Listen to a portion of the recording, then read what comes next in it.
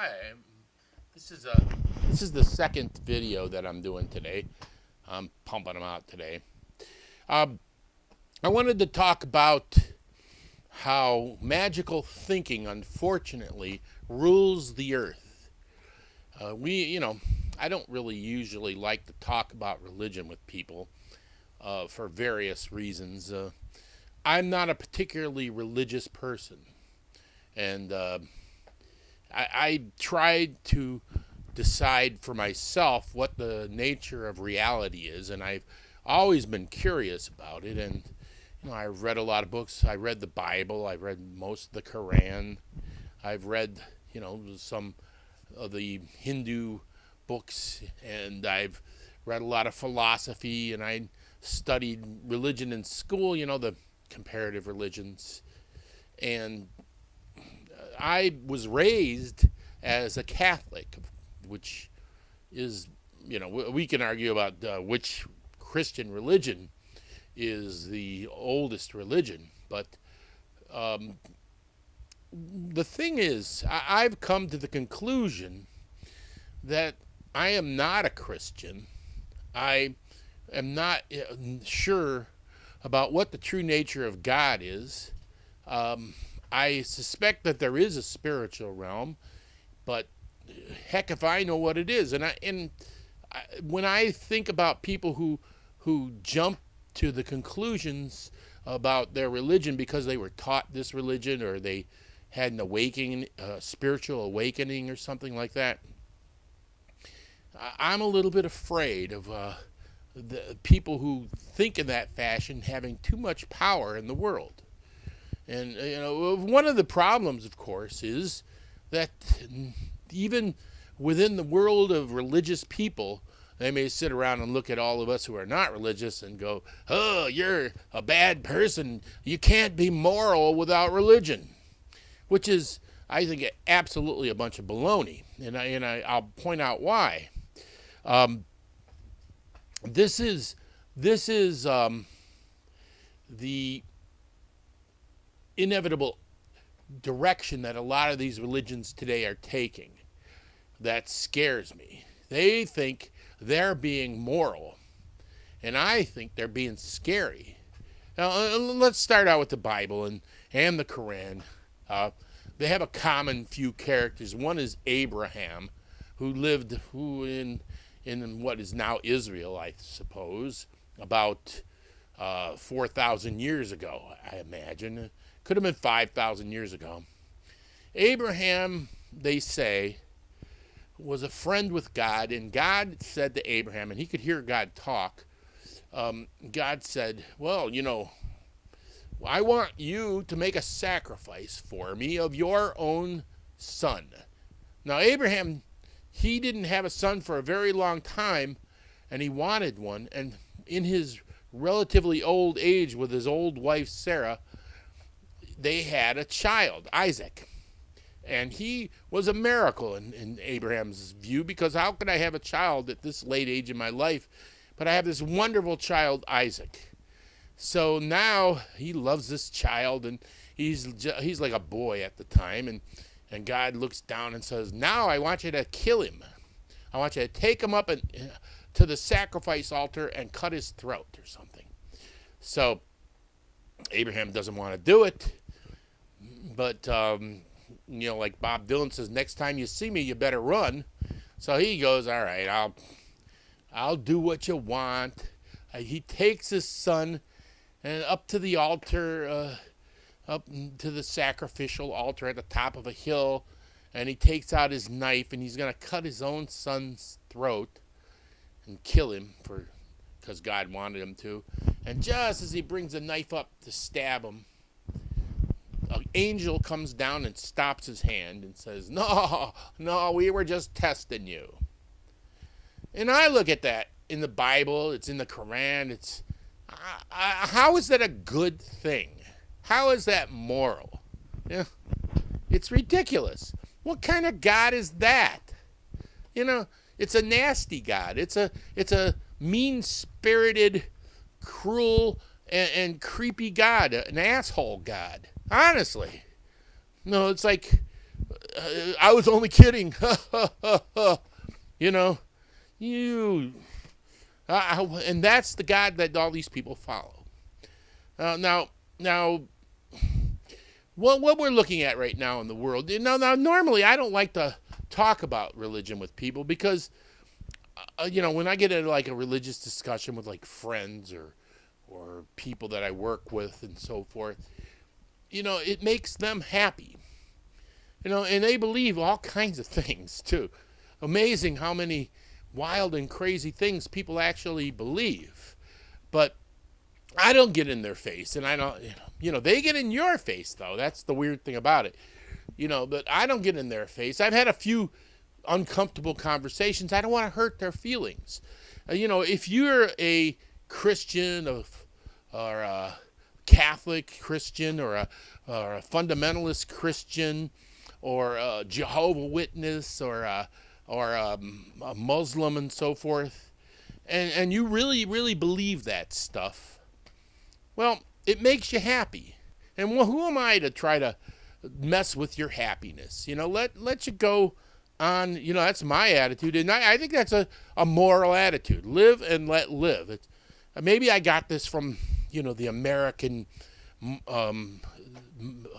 mental construct, which is that there's a freedom of religion, there's a freedom from religion, and there's a freedom of religion, and that is probably a moral construct that I was taught as an American. So maybe it may or may not be a moral thing, but it's the one I follow. And the thing is, these Christians and these Muslims, they don't have any problem with coming up to you and telling you that they think you ought to think the way that they think. I don't go out. I have done it though. I have done it when the last couple of times that I got cornered by a proselytizing individual, I did actually attempt to convince them that they're wrong and that they should stop being the way that they are. Because I figure if you're going to come over to me and tell me that I have to believe the way that you believe because somehow I've lived my whole life in ignorance and you're so much smarter and know so much more about it than I do, well, let's talk about it. I know this is going to make people mad, but I used to hang around with some Muslims in my job situation. And there was this one guy, and he starts telling me how God is a man. I said, God is a man, I said? He says, yes, it says in the Bible, man is made in the image and likeness of God. And to me, that's kind of a weird concept, because what makes a person a male or a female is something about physiology. So I said, you trying to tell me that God has testicles? And he looks at me real mad like. Says, well, yeah, isn't that what makes a person a man? They have testicles. Says, if I look out the window and up into the sky, is God's balls hanging down there? Oh, my God, that guy, he got a look in his eye. I was afraid he was going to kill me. But then there's the Christians do the same damn thing. They corner you.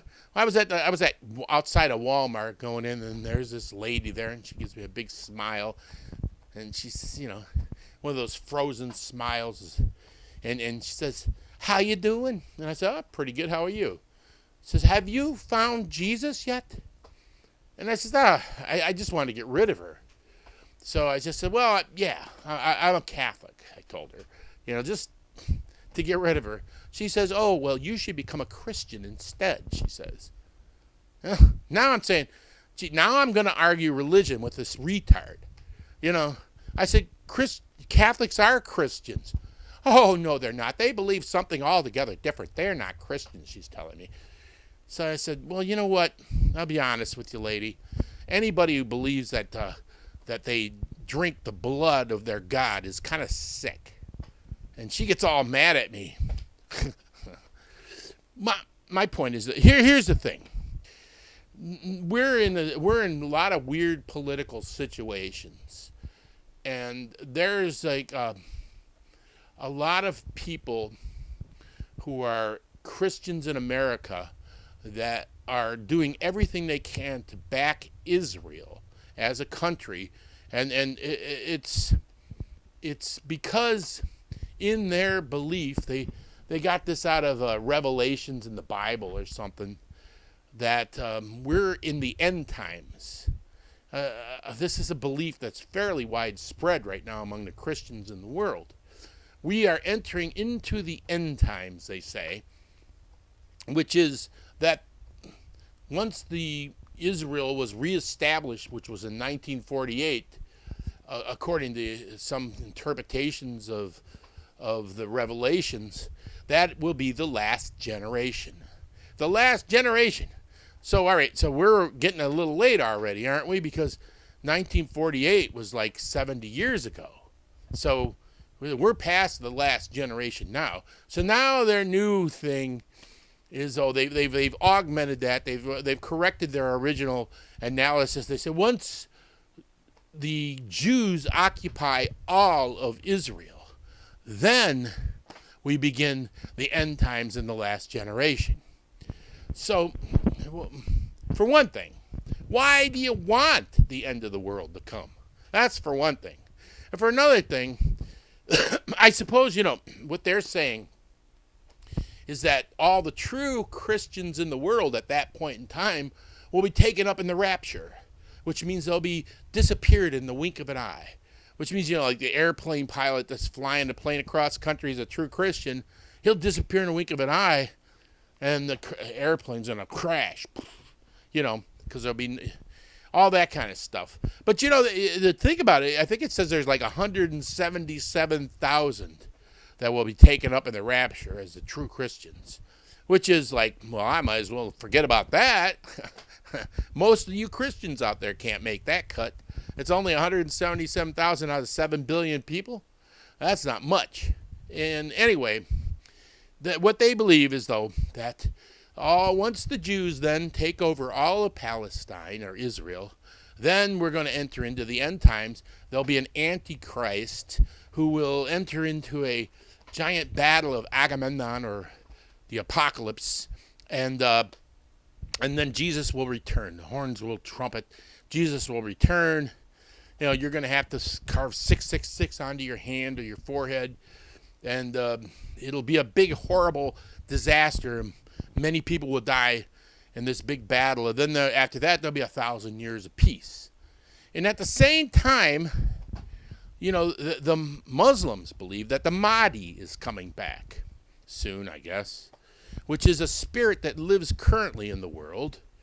But once the Muslim world sets up its caliphate, and a worldwide caliphate, which is a Muslim government that rules worldwide, then the Mahdi will become physical and become the leader of the caliphate.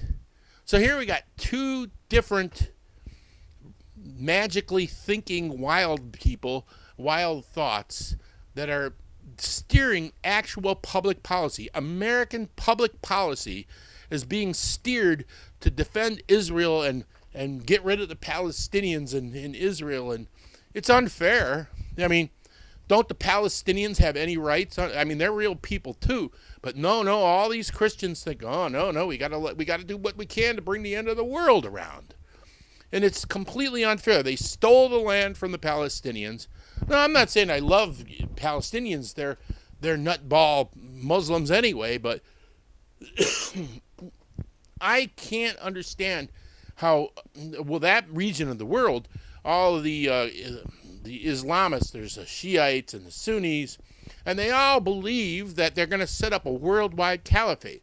At the same time, the Christians all believe that the Jews are going to take over Israel. So public policy is being ruled by a bunch of nutballs. It's ridiculous. And I don't know what to say about it except they're a bunch of idiots.